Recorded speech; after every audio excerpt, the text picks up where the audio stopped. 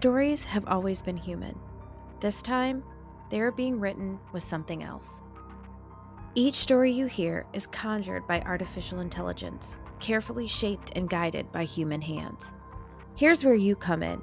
The story isn't fixed. Your comments, whispers, and ideas can alter what's to come. You speak, and the story listens. This is no careless experiment. It's an intentional descent where man and machine work together to bring you fiction that feels all too real. So dim the lights, lock the doors, lean closer to the static. And remember, the words come from the machine, but the nightmares, they come from you. This is KillerPrompt. If you didn't hear the previous chapters, turn back. Start from the beginning before you buckle in. Thanks to all of you listening and stepping into the dark with us, KillerPrompt is now moving to weekly episodes. New episodes drop every Tuesday at 11 a.m. on YouTube and wherever you get your podcasts. Now, let's get back on the road.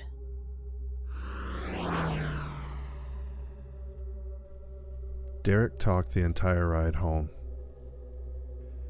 They didn't go back to the gas station. Evan dropped him off at his apartment. Watched him jog up the steps, waving both arms like he'd just survived a theme park ride instead of an abduction. This time, Marla was driving. Instead of heading into the direction of Evan's apartment, they went back to the facility. No one asked Evan how he was. Not really. A person he didn't recognize met them at the side entrance, guided them through a corridor Evan hadn't seen before. Cleaner, brighter, the kind of hallway where footsteps sounded too loud.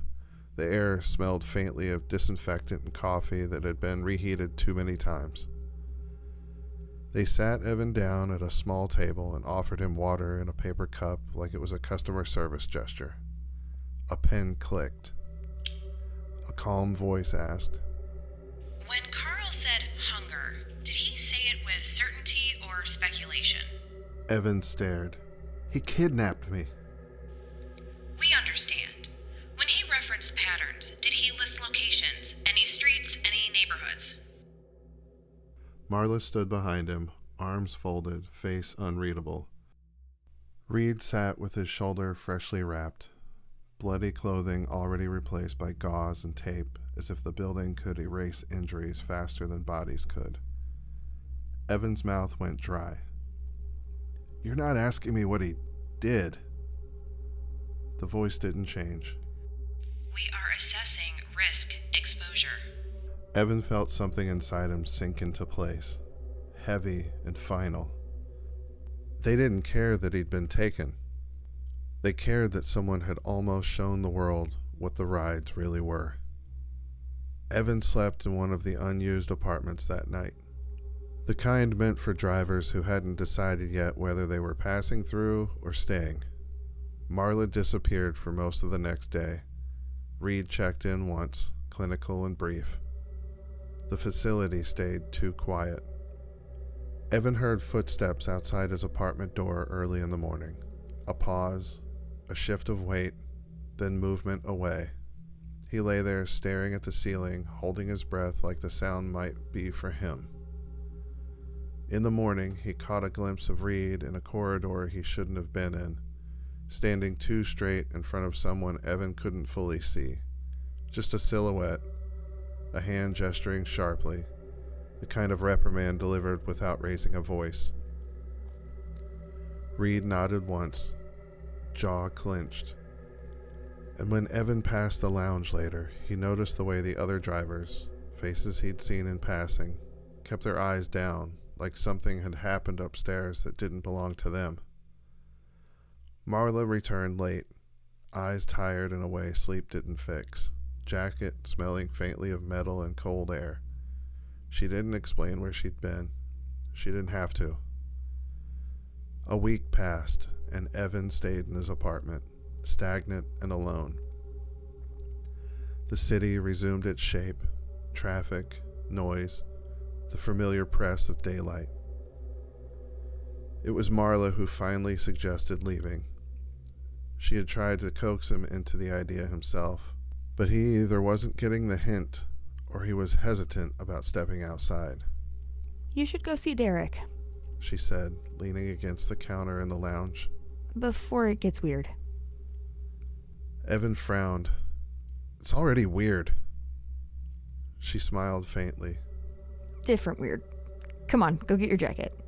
They drove out mid-morning, sunlight harsh after days underground. Evan took the wheel without thinking about it, and the seat hugged him like an old friend. The route came back to him easily. The gas station looked the same from the road. Same signage, same pumps, same dented trash can by the door. But when Evan pulled in, something felt off. Evan killed the engine. But he didn't get out right away. The feeling lingered, like the lot had been rearranged by invisible hands. Marla glanced toward the shop side, eyes narrowing slightly. She didn't say anything, but Evan caught the way her attention hooked there for a half a second longer than it needed to. Derek burst through the sliding door. "Everino!" he shouted, waving both arms like he was directing a plane. "You're alive!" Evan laughed despite himself and rolled down his window. Derek was walking to the car so fast, Evan didn't even have time to open the door. "Buddy," Derek said, "I've been telling everybody you're fine, including a detective who absolutely did not believe me." He leaned toward Evan through the open window, voice dropping into the conspiratorial register he used for "Trust me, dude" information. "Okay," he said, slow, like he was choosing each word carefully so it didn't break apart in the air. "Before we do the whole hugging, celebrating, trauma processing thing, there's a development." Evan squinted at him. "A development?" Derek nodded hard, eyes wide. "A new person, like new. They put her in the shop, and I'm just saying, man." He made a vague gesture with both hands, like he was trying to shape the concept of a galaxy. "She's like super cute." Evan blinked. "Derek?" "I'm being serious," Derek insisted, wounded. "I'm being so respectful right now. I'm not even like being weird. I'm being like observational." He pointed toward the mechanic bay like it was a sacred landmark. "She came in a few days ago. Hair like, I don't know, like the inside of a sunset. And she talks like she's reading from a textbook that got haunted." Derek lowered his voice further, as if the walls might report him. "Her name's Darla." Evan felt something in Marla's posture tighten. Not surprise, not fear. Recognition without comfort. Derek barreled forward, blissfully unaware of the temperature shift. "Okay, so listen. She's like a hippie, but not the fake kind that just wears the bracelets and calls it a personality." Evan glanced at Derek and the shop. "She works here?" "Mechanic shop," Derek corrected, pointing. "They added it on, like overnight. Like boom. Now there's a shop, and she is here like it's always been hers." He rubbed his hands together. "And dude, she's not just changing oil. She's doing stuff that looks like she's fixing a spaceship." Marla's voice cut in, calm but edged. What does she know? Derek paused, thinking, eyebrows knitting like smoke could form a sentence if he concentrated hard enough. "Okay, so she talks like she swallowed a science channel. Like she'll be holding a wrench and be like..." He pitched his voice higher, mimicking her bright, high-pitched tone with surprising accuracy. "Big dog, if you torque that bolt past the stress threshold, you're gonna create microfractures that cascade into catastrophic failure. And that's not groovy." Marla's eyes flicked to him. Derek lifted both hands, defensive. I'm not flirting, man. I'm reporting. Evan exhaled, a short laugh escaping him before he could stop it. It felt strange, laughing here, like putting a bandage on something that was still bleeding. Derek leaned in closer, the humor dimming just a notch. But also, he said, very softly now, she's intense. Marla's gaze sharpened. Define intense. Derek chewed on that for a second, then spoke like he was trying to be careful with his own words. Like, she's sweet. She's all flower child vibes and groovy and peace and whatever. But she looks at things like she's measuring them. Like her brain is running math beyond her eyes. Evan's stomach tightened. That's not normal. Nope, Derek agreed brightly, then immediately sobered again, because even Derek could feel when something mattered. And here's the part where I'm trying not to be dramatic. But I'm gonna be dramatic. Derek lowered his voice to almost nothing. She's a phrase. Marla's face went still. Derek swallowed. Sometimes when someone comes in and they don't look like a normal customer, she'll be like... He lifted his hands, palm up, like he was offering something invisible. Full service. Derek's gaze darted toward the shop, then back. There's a door now. Wasn't there before. And I'm not stupid, okay? I'm not. He tapped his own forehead. I know what I'm seeing. I know what kind of faces come through here, and I know the difference between broken alternator and I need something that doesn't show up on receipts. Marla didn't move. Her voice stayed flat, controlled. What did you see? I didn't go back there, he said. I didn't ask. I didn't try, because I like being alive. But I heard things. Like what? Derek's shoulders lifted in a helpless shrug. Metal, clinks, not car noises. Different. He looked at Evan, eyes suddenly sharp. And I saw a guy come out once with his jacket heavier than when he went in. Like he was carrying... not groceries. Marla exhaled slowly through her nose. The smallest tell, like she'd been handed a piece of a puzzle she didn't want to complete. Evan kept his voice low. So she's with them? Derek shook his head quickly. I don't know. That's the thing. He frowned, searching for words like they were floating just out of reach. She's not like Reed. She's not like you. She's not facility vibes. She's like her own weather system. Marla's gaze stayed on the shop door. And what did she tell you? Derek's expression brightened despite himself. Okay, so she called me Big Dog once. He grinned, then caught Marla's look and coughed. But also she asked me questions. Evan tensed. What kind of questions? Derek shrugged. Casual ones like, how long you been keeping the lights on for with midnight wanderers? He shrugged again. And then she looked at the ceiling camera and said, that angle is cute, but it's lying. Evan's throat tightened. And then, Derek continued like he couldn't help it, she patted my shoulder and went, you're doing great, Big Dog. Loyalty is a frequency. You're tuned in. For a moment, none of them spoke. Then Derek gave a tiny, helpless smile, half dazzled, half unnerved. So yeah, he said softly. New girl, mechanic, super cute, might be a genius, might be terrifying. He lifted his eyebrows at Evan, like that explained everything. Anyway, I just wanted you to know before you walked in and got hit with Darla energy. It's a lot.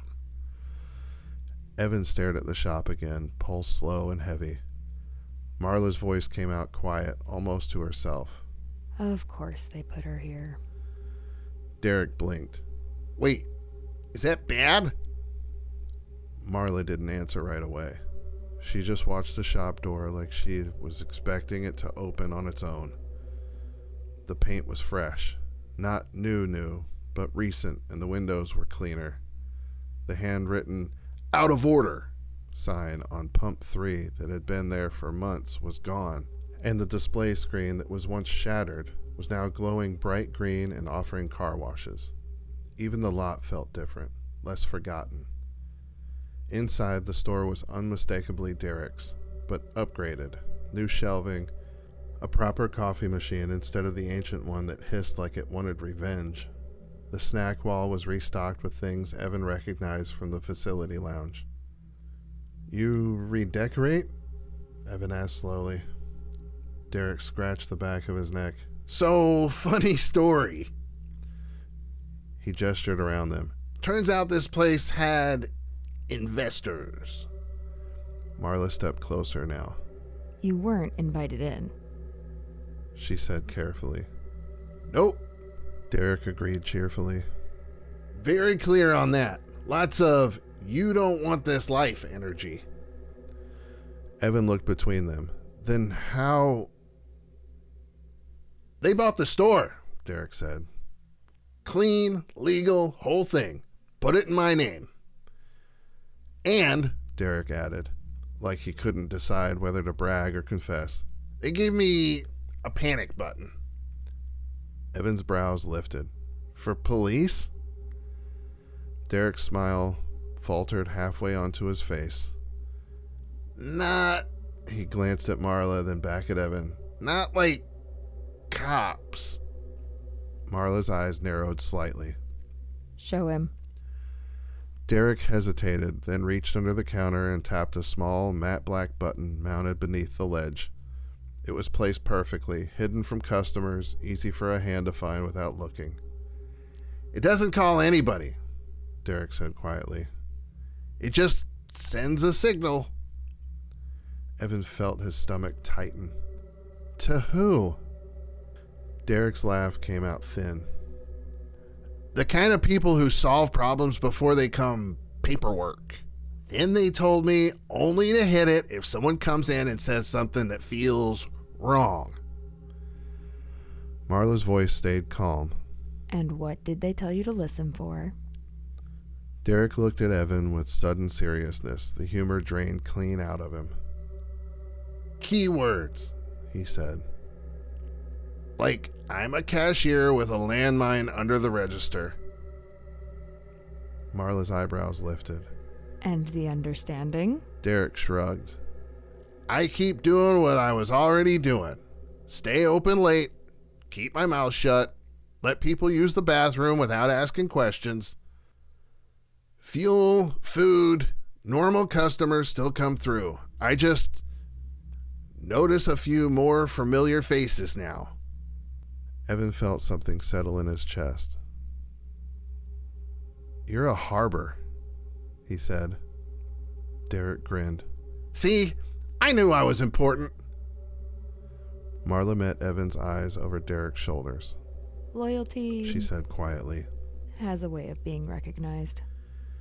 Derek leaned in, lowering his voice conspiratorially. Also, they fixed the ice machine. So honestly, worth it. Evan laughed, real and unguarded. For a moment, standing there between fluorescent lights and coffee dispensers, it almost felt like the world had tilted back into place. Evan's gaze drifted behind the counter as Derek talked, drawn to something small and new. A laminated card sat near the register, angled slightly away from customers' view. No logo, no brand name, just a simple symbol. Clean lines, almost like a route marker, and beneath it, a single phrase printed in neat, professional font. Welcome, drivers. Derek kept talking like it was nothing. like it had always been there. Marla's eyes flicked to the card, then away again, fast, controlled, like she didn't want Evan staring too long. Evan looked back at Derek, at the new coffee machine, the clean shelves, the fresh paint, and felt the same realization settle deeper. This place wasn't just upgraded. It was claimed. Evan didn't sleep much the night after the gas station, not because of nightmares, because of the absence of them. He lay in the facility's spare apartment with the ceiling above him and the hum of underground ventilation in his ears. And for the first time since the app chimed him into this world, there was nothing actively trying to kill him. That should have felt like relief. Instead, it felt like a decision waiting to be made. By morning, the idea had hardened into something simple. He found Marla in the corridor outside the lounge, jacket on, hair still damp like she'd washed the night off and didn't trust it to stay gone. She looked up when she heard him, expression neutral in a way that made every emotion feel like a locked room. "I've decided to stay," he said. Marla paused, not surprised, just measuring. Why? She asked, as if it mattered, as if the answer could change the facility's gravity. "Because I can't unsee it." He looked past her, down the hall, toward the parts of the building he still didn't understand. "Because I think walking away is just pretending it isn't real." Marla held his gaze for a long beat. Then she nodded once, like she'd been waiting for him to say it in his own words. Okay. She said. Then we do this right. They borrowed one of the facility's vehicles, the kind of sedan that melted into traffic. Evan stared out the window as the city passed. Daylight made everything look normal in a way that almost felt insulting. The whole place smelled like stale carpet, microwave dinners, and the life he'd been living before the chime rewired everything. He went in and moved through his belongings like they belonged to someone else. A duffel bag, a hoodie, the few shirts he actually liked, a worn notebook he'd never finished, his toothbrush, because leaving something as small as that behind felt like admitting he wasn't coming back. Marla didn't touch anything. She stood near the doorway, eyes tracking corners and windows like she didn't fully trust the world above ground. Evan zipped the bag closed. He realized his hands weren't shaking. He felt better knowing he would be in a place that understood his new life. He placed the keys on the table and nodded to her. "I'm done." Marla looked at him like she was deciding whether to say something encouraging, but instead she simply held the door open for him. The drive back was quiet, but not heavy, more like a held breath. The facility took them in without fanfare, a gate, a signal, concrete swallowing sound. The familiar shift from sunlight into something subterranean and constant. Evan expected some sort of welcome, even if it was just signing paperwork stating he was now a full-time resident. But there was nothing, except, well, instead he got Reed. He appeared in the corridor near the residential wing, like he'd been waiting there the whole time. Sleeves rolled, posture straight, face set into that clinical neutrality that made him look less like a person and more like a policy with a heartbeat. His shoulder was still bandaged beneath his shirt. He didn't mention it. "Evan," Reed said. Evan stopped. Marla didn't. She just tilted her head slightly, the smallest acknowledgement. Reed's gaze flicked between them. "The facility has reviewed the incident." Evan's stomach tightened automatically. And, Reed continued, "it agrees with your assessment." Evan stared. My Marla's eyes narrowed. He didn't assess anything. Reed ignored that with practiced ease. You performed well under pressure, both of you. His voice stayed even, but the words landed with the weight of something formal. Effective response. Minimal exposure. Rogue containment completed. Evan's mouth went dry. Rogue containment. Reed continued like he hadn't heard him. As of this morning, you are officially commissioned. Evan blinked. Commissioned as what? Reed's eyes stayed on Marla. A team.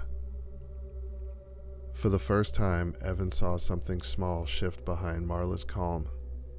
An old irritation, maybe. Or the kind of acceptance you couldn't argue your way out of. A team. Marla repeated, deadpan. Reed gave a short nod. Your roles remain separate, but your operational pairing is approved. Evan looked between them, trying to read the air like it might translate. Marla sighed, barely audible. So what's the catch? Reed didn't smile. There's a task. Task. Not request, not favor, not optional. Reed pulled a thin folder from under his arm and held it out. Not to Evan. To Marla. The facility has identified another rogue rider, he said. Off book, untracked, working independently. Marla took the folder without looking at it yet. Here? Reed's gaze sharpened. Not here. Evan's pulse ticked up. Reed continued, calm. Over state lines. Marla finally looked down at the folder like it was heavier than paper had any right to be. That's new. Escalation, Reed corrected. Containment risk. Evan swallowed. So we're, what, hunting them? Reed's eyes flicked him. Dealing with them. The phrase didn't come with any warmth. No heroism. Just a necessary action in a machine that didn't like loose ends. Marla closed the folder and tucked it under her arm. You're sending us on a road trip. It wasn't a question. Reed's expression didn't change. Transportation will be arranged. Supplies will be issued. You leave it. Marla lifted a hand. Let me guess. Her tone stayed flat, but her eyes finally sparked with something that almost resembled humor. We're stopping for snacks. Reed didn't react. Marla glanced at Evan.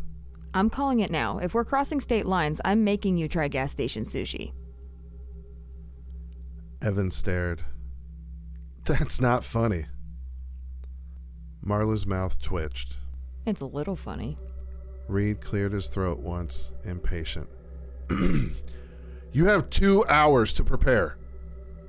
He turned and walked away like the conversation had never been a conversation at all. Evan stood there for a moment, feeling the last thread of normal life snap quietly behind him. Then Marla moved. Come on, she said, already walking. Evan followed without thinking.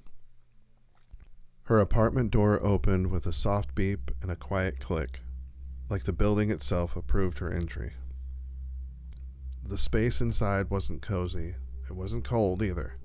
It was practical. A duffel bag already half packed on the table, like she'd been expecting this before Reed ever said it out loud. Evan set his own bag down, uncertain where to put himself. "I'll help," he offered, because he didn't know what else to do with his hands. Marla didn't argue. She just nodded once and moved to the closet. Evan crossed toward the table and froze.